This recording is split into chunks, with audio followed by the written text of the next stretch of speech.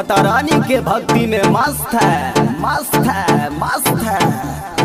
भर नमी सुनो तुम नजर नहीं आना, तेरा बाबू हो चुका है माता रानी का दीवाना।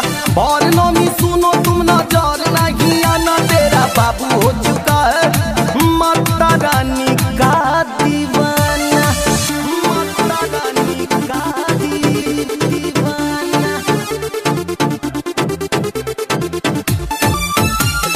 Music by Shyam Dubey.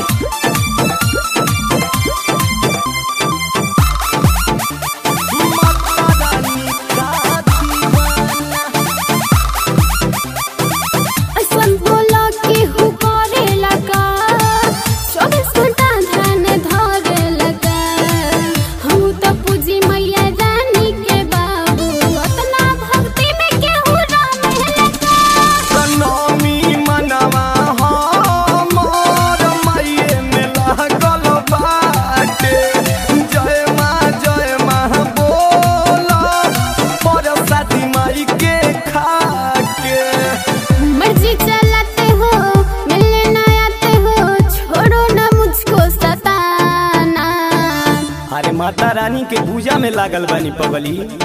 भर नमी सुनो तुम नजर नहीं आना, तेरा बाबू हो चुका है माता रानी का दीवाना। भर नमी सुनो तुम नजर नहीं आना, तेरा बाबू हो चुका है मैया रानी का दीवाना, मैया रानी का दीवाना। तेरा बाबू हो चुका है। Music by Shyam Dubey. Mata Rani का दीवाना।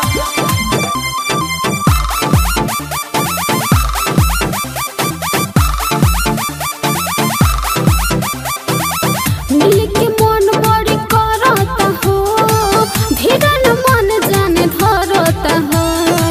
ढेर दिन भइल तोहर देखल सूरतिया, तोहरा पजीव हमर जरता हो। मोह माया से हम तह कुछ दिन दूरे दूरे रहीला। देखो नइखे विश्वास मनोज भिखारी से साच कहिला। हम भी आएंगे सिर झुकाएंगे, मेरा भी श्रद्धा पुराना। ओ हेलो, डोंट डिस्टर्ब मी, ओके। भर नमी सुनो तुम नजर नहीं आना, तेरा बाबू हो चुका है माता रानी का दीवाना। भर नमी